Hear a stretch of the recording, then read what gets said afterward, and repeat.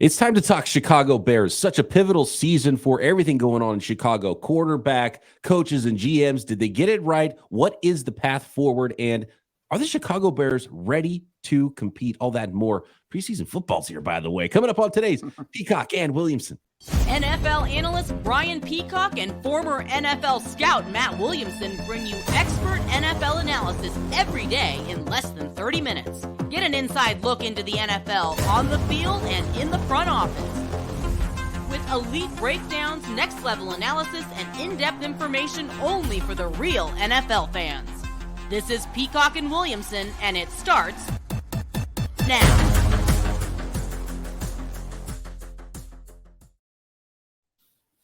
Welcome to the Peacock and Williamson NFL Show. Brian Peacock alongside Matt Williamson, as always, at BD Peacock at Williamson NFL. Thanks, everybody, for making us your first listen on the Locked On Podcast Network, your team every day. I'll introduce today's esteemed guest, host of Locked On Bears, in one moment. I do want to let everybody know first that today's episode is brought to you by LinkedIn Jobs.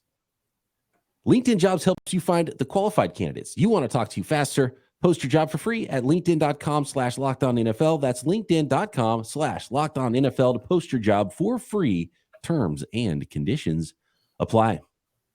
Lauren Cox is our guest today. He is the host of Locked On Bears. And wow, what a season upcoming. Probably a lot of Bears fans excited and holding their breath a little bit because, Lauren, correct me if I'm wrong here, like the direction of this franchise right now, saying no to drafting a quarterback number one, building around Justin Fields and moving back. I thought it was a masterstroke. I am super high on Justin Fields. I love the talent, and it's so obvious the things he has to work on. I want to hear what you think he has to work on, what you've seen so far in camp, if you think that's something that he has and can improve upon in 2023. And to me, it's like, oh man, you've either got a superstar quarterback or you're starting again at zero. There's almost no middle ground for what Justin Fields and the Bears will have at quarterback after the 2023 season is over. Yeah, I think that's a great way to sort of to lay it out there, right? That this is sort of like the season of optimism, development, and growth after last season kind of tearing things down. And I mean, more or less tanking, not in the traditional sense, but obviously had the number one overall pick, lost the most games in the league. Like definitely we're not trying to win as many games as possible in 2022. But now it's like, all right, you've taken away pretty much all of the excuses for Justin Fields at this point. You've given him a deeper wide receiver core with some real top end talent there. You've invested in the offensive line with some high draft picks and another free agent addition there. They got a lot of depth at tight end now too, a pretty strong backfield. Like the offensive pieces are there. You got a good coaching staff around him and a good system that's quarterback friendly that should fit his style of passing and rushing as a big part of this. And then certainly the defense, I think, is still a work in progress, but you can still evaluate Justin Fields pretty well, regardless of how the defense does, at least individually, even if wins and losses could be impacted by the defense separately. But still, you're going to get an answer either way on Justin Fields. And, if that answer is thumbs down, you do have 2 first-round picks next year from the trade down to work your way up to get another quarterback if you need to. But I think there's a pretty high level of confidence that Fields will be good enough. It's just a matter of like, how good, how great that might be. So, Lauren, let me tell you a little story. Many moons ago, a young Luke Getsy out of Steel Valley High School comes to Pitt as a recruited quarterback. At the same time, a much younger and thinner Matt Williamson gets there as the recruiting assistant and had great respect for Luke. 3 years later, I go on to be the director of football ops at Akron, and we take Luke with us to be our Charlie Fry replacement, which he was quite successful in the MAC levels. So I am a Luke Getsy fan. Are you? Yeah, I mean, I do think you can be that. Be honest. No, like I'm not like. I mean, Bears fans are ready to say Luke Getsy is going to be a head coach soon. With how well there's a high level of hype and hope there, and then there was some criticism last year of how they operated the offense. And I think with pretty much this entire Bears coaching staff, I'm not really using last year as much evidence, just given what they had to work with and how the team was kind of approaching games. Like certainly they were trying to win games, but this just in the same sense that Justin Fields was not put in a very good position to be successful with talent he was working with. The offensive coordinator wasn't either. And I don't know how many coordinators are going to have success with what they were working with at receiver last season. And certainly they had a lot of injuries on the offensive line, in addition to perhaps a lack of talent there. And I still think the way that they were able to adapt things to Justin Fields, especially about halfway through the season, they kind of switched up the offense a bit. To me, that showed an offensive coaching staff that, isn't too like locked in their ways. Like, this is the one way that our system has to work this way, and we got to fit players into our system. It was more like, no, we could take the players that we have and try and adapt the system to them. And for a while there, this offense was scoring 30 points a game. They weren't winning because the defense was giving up 35, but they were scoring and putting points on the board in a way that is like, all right, like they showed me that they can work with talent and try and squeeze some more out of the players that they have. And now this season's the season of like, okay, again, not really excuses at this point. Like, you've got talent, let's make it all work. Some adaptability was nice. Yeah. Yes. Yeah, I mean, that's fantastic. I love seeing that from Luke Getsy. Obviously he had a plan going in, first year offensive coordinator there with a new quarterback. It's like, this is the way we're going to do things. And week 7, he's like, that's not working. Let's do this. And oh my gosh, that works a lot better. And so building off of that, do you think it's going to be a marriage of what he really wanted to implement last year and putting in elements of the run? Or is it going to be such a quarterback run heavy team again this year with more development from Justin Fields? Yeah, I mean, the Bears have basically said, like, we don't want Justin Fields to rush for 1,000 yards again. Like, sure, if he does, that's cool. They're not going to, like, tell him not to run, but, like, it's certainly not a goal to hit a certain mark with the quarterback there. And, yeah, I think it's going to be more of what Luke Getsy wanted. I think you saw at the start of last season, the Bears tried to go, like, a little bit heavier, like 2 tight end sets and load up a little bit, and they did not have a lot of depth at tight end, so they went out this offseason, grabbed Robert Tonyan, Luke Getsy's tight end from Green Bay, and then just a couple weeks ago or last week, got Mercedes Lewis from Green Bay. And like they are deep at tight end. I think they want to go heavier in the personnel, but then still also have 3 wide receivers that they really trust to be able to be more multiple and flexible on offense and come out in a lot of different ways. So like, I think it can start to match more of what Luke Getsy was able to do in Green Bay in that system with, again, like multiple backs in the backfield that can all be involved between Herbert and Foreman, kind of like a Aaron Jones, AJ Dillon, and they drafted Roshan Johnson as well, who could maybe be like the Jamal Williams to that trio. Like, you can start to kind of piece together of this looking more like they wanted it to, and they've been working in training camp a lot more on like cadences and more pre-snap motion and more different formational looks that they just couldn't do as much last year, because last year they were still trying to figure out who their top 3 receivers were going to be, who's Justin Fields going to be throwing to. Now that they got everybody in place, they can kind of take those next level conversations and add the wrinkles to the offense that I think they've been trying to get to, but never really could last year. So depth aside, do you think using the first round pick on Darnell Wright completes the front 5? Is that a complete starting offensive line now? When healthy, yes, and that they haven't been at training camp at this point. But yeah, I mean, those you can feel pretty good about those 5 guys. That Tevin Jenkins played well last season at right guard. You move him over to left guard and feel like he's an ascending young player. They signed Nate Davis from the Titans. He's a plug and play starting right guard. The veteran Cody Whitehair moves back to center, and he struggled at times at center in the past, but he's generally been a fairly consistent player. And his issue was more snapping than the actual assignments there. And then 2 young tackles that you feel like are going to grow over time and develop. And Braxton Jones on the left side and Darnell Wright on the right side. Like, Wright is a little bit more of a, I don't want to say a project per se, but more of a raw tackle prospect. So like this year, maybe there's some ups and downs and you give him a little extra tight end help. But the idea is like the 5 are set for like the intermediate long term here, even if there might still be some ups and downs from the youngest players this year. Next, Lauren, I've got a stat that is the most telling Justin Fields and Bears offense stat that I've ever seen. And then I want to talk more about Fields. I wonder if it's the same one as mine. I got one too. The connection. It probably has something to do with time to throw and getting hit and those things, right? Because that's been the bugaboo for Justin Fields so far in his NFL career. And in college, he played a little bit of hero ball. How can he develop around his skills and get more away from that hero ball element of his game is my big question. Next to you, Lauren. And then we're going to talk about the defensive side of the ball in the NFC North as well with Lauren Cox of Locked On Bears.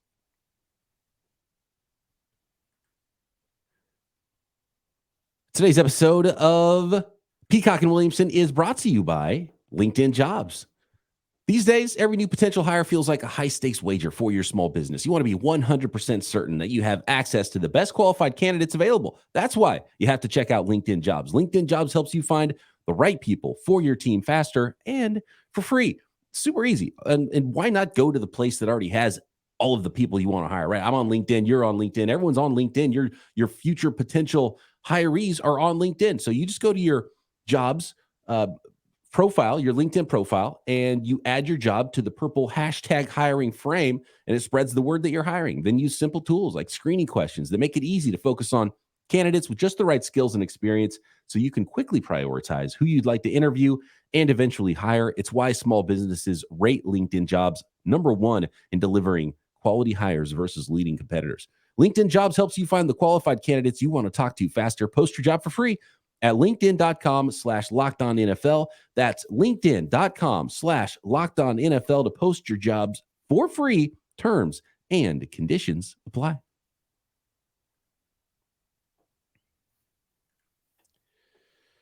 Okay, Lauren Cox of Locked On Bears joining us today to talk about this football team. And I mean, we can make the whole podcast about Justin Fields, and I'm sure you've talked so much about Justin Fields. I want to go to one statistic I've seen about Fields and, you know, the question of development and where he needs to get better.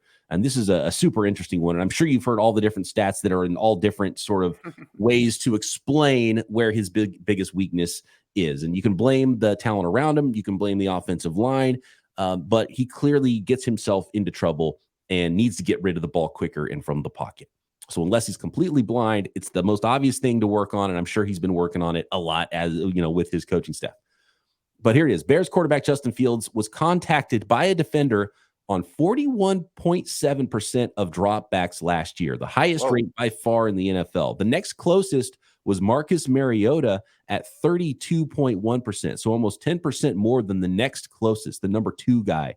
And, you know, clearly he runs the ball a lot. So some dropbacks turn into running the football, and it's not just, you know, getting hit by a defender in the pocket and a sack. The lowest in the league was Tom Brady at 10.7%, but the league average was 21.1. So essentially, Justin Fields on passing plays, on dropbacks, when he dropped back, he was hit by a defender twice as much as the average quarterback in the NFL. And that's just flat out not sustainable, whether or not it's even good football. I have to piggyback on this, BP, because mine is very similar, my stat. So how about this one? 28% of Fields' dropbacks did not result in a pass. He drops back. I mean, sack or run. I mean, ball never even came out of his hands. 28% of his dropbacks. I mean, it kind of leads itself to what you were saying. Right. It's got to change. So it's the quick game. How do you, it seems like the easiest thing to coach because elite arm, elite running ability, check. Just get the ball out quicker. That's actually how I've described it a lot, is that like Justin Fields makes the difficult things look easy and makes some of the easy things look difficult. And to me, that's kind of the quarterback I want to coach then, right? Because like you said, like that should be the easier thing to coach and improve. So that would, in theory, leave you more optimistic that you can work on those things. I think part of the problem is that his delivery does take a little bit longer, and they've been trying to speed that up just kind of physically. To me, it's not even as much how well he goes through his progressions and processes plays. He seems to generally make smart decisions as far as knowing where he's supposed to go with the ball, but it's like the timing of actually getting the ball released on, like, they're in rhythm with where his receivers are going to be in their routes. And it's a lot of times it's the 5-yard curls or the quick slants that sometimes are just, you know, in the dirt or a little bit too high because he's trying to sort of speed up that process, but it's just like he's not getting his shoulder around, or he's not really stepping into the throw and just kind of hurry it out, but it's not like natural for him.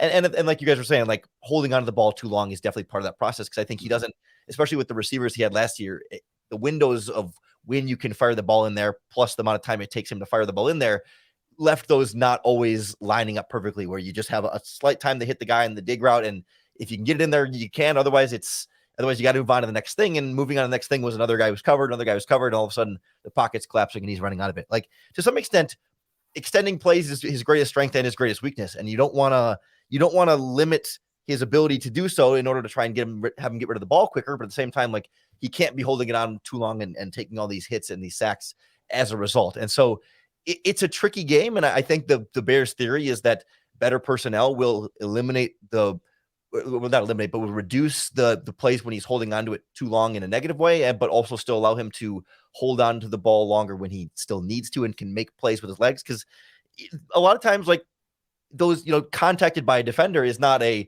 physical hard hit. Justin Fields can juke a guy, bounce off a guy, and not be risking injury in a lot of those ways. Certainly, he took too many hits, too many sacks, and first and foremost, like, those stats tell me he needs to throw the ball away more too. Just throw it away, learn to fight another down. But also, I think he can withstand a little bit of contact, as long as it's not the big hard contact, and you don't want to neutralize too much of that part of his game. But again, you don't want to be so reliant on it the way that he had to be last year. Early returns on DJ Moore and that connection with Justin Fields, Lauren. Everything has been exactly what you would hope it would be up to this point. A great, quick connection, fast friends off the field. They're hanging out. They're spending a lot of time together, even between like mini camp and training camp, getting together and working out together off the field. And really like just, they seem to be two peas in a pod very quickly, and to the point where you're already starting to see them be able to make the kind of like non-verbal communication adjustments to plays when we're halfway through a route and we see that they're in this coverage and not that coverage, we both know to bend the route this way and, get more to the sideline if there's a middle single deep safety, or, the little kind of things that usually it feels like it takes guys longer to be able to get on that same page, but they're already starting to find those areas where they're able to just understand what each other likes and where to go with that ball. And we've seen some really nice plays like on the sideline at training camp where DJ Moore can contort his body and have great body control on the sideline to keep 2 feet in bounds and make a play. And, they just kind of adjust and have that connection where it's like, all right, it should be high speed, taken off running by week 1 and in theory, good to go, but we'll see when it's actually live bullet and not just practice. Lauren, where are you on the Cole Kmet contract? To me, it's fine. I don't think he's a special player. They're not going to be Mahomes and Kelsey for the next 10 years. And the Bears have tons of money to spend in cap space. But I don't know that he's a foundational player. Yeah, I'm with you there 100%. Like, to me, I don't know if there's anything special about Cole Kmet, but yeah, he's young and knows the system and gets along well. And, again, they had money to spend. I think he's a guy who you can scheme him open and he'll catch the ball every time. And he's big and he's a decent blocker, decent receiver. And I think financially, like, contract is a decent chunk of change average per year, but the guarantees aren't super heavy. So I think it's really like they're locked in for 2 seasons and then they can get out of it if they need to. And they have money to spend. He's a young player. He's nothing special, but he's good enough. And you got to pay, when a young guy gets up to his contract. If you know what you have a tight end there, you might as well lock him in. And it didn't stop them from adding Tanyan or Mercedes Lewis either. So they know he's not the solution there, but he's a guy that's worth keeping around. All right. Offensive line addressed, wide receiver addressed, development of Justin Fields. If everything goes on offense as can be expected, and that side of the ball is good, do the Bears have enough on the defensive side of the ball? Is this team ready to maybe even compete for an NFC North title now that the guy who's owned the Bears and the division is no longer in the division, Lauren? It does feel like as wide open as the NFC North has been in a long time. I think everyone expects the Vikings to certainly win a lot fewer games this season, and then varying levels of faith in what kind of step the Lions are going to take. So the opportunity is certainly there. I still have some real questions about this defense. I think the signing of Yannick Ngakoue was humongous for them, and I was like drastically concerned before that and still have some concerns about how consistent that pass rush will be. And the secondary has a lot of young talent that you're hopeful about, but I think there's still going to be some learning curve there. And it feels like that defense is still a year away, and maybe the offense is closer to a year away, or at least a half a year away of really taking that like big leap forward. But you could see a path where young players really click and develop and take that next step forward. And this team wins 9-10 games, and maybe that's enough for the division. And you can see a path where young guys still have some growing pains here, and they look a lot better and they're really promising, but not quite enough to take that step just yet.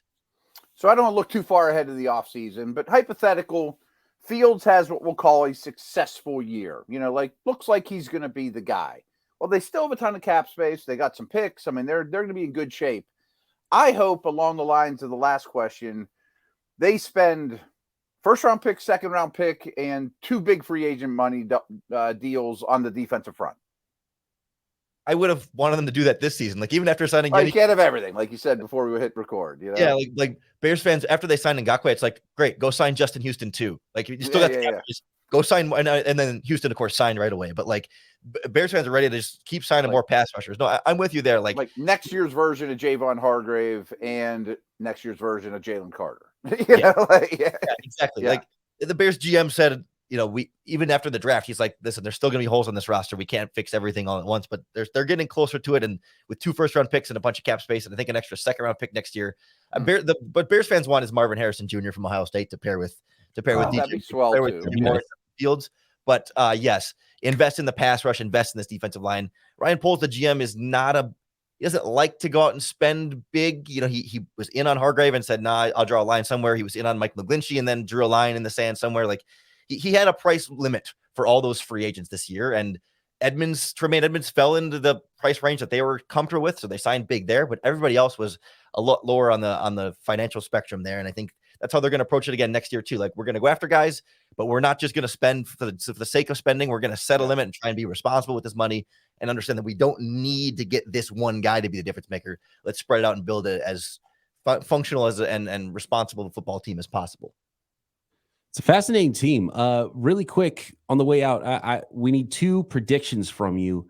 Number 1 is about the running game. Who leads the team in, and really this is for the fantasy football listeners on the pod, who's going to lead the league in fantasy football points at running back for the Bears this year? And what's your prediction for what place the Bears finish in the North?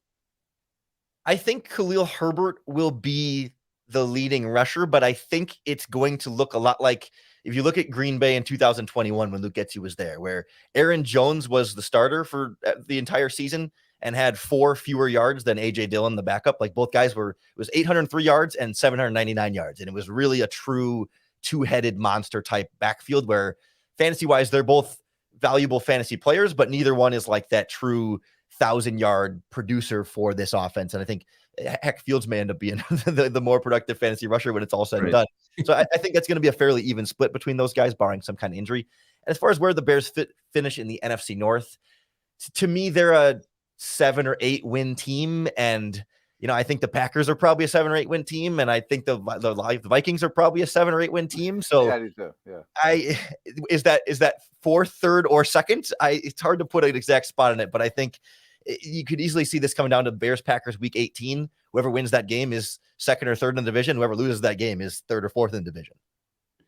Such a pivotal year for the Chicago Bears. I can't wait to see what the development looks like with more weapons around him for Justin Fields. And I've been really high on him. And so for my brand, I need Justin Fields to develop and start getting the ball out quicker and develop that quick game. And the chemistry with his receivers is so key. And of course, you can listen to Lauren every single day on Locked On Bears to know exactly what's going on with the Chicago Bears this season. Appreciate all the time, Lauren, and all the insight of the Bears this year. I can't wait to watch this team.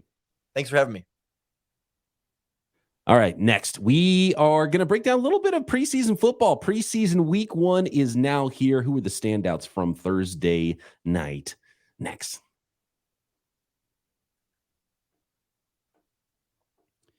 Thanks again, everybody, for making Peacock and Williamson your first listen every day here on the Locked On Podcast Network. Make sure you are subscribed on YouTube and everywhere you get your podcasts.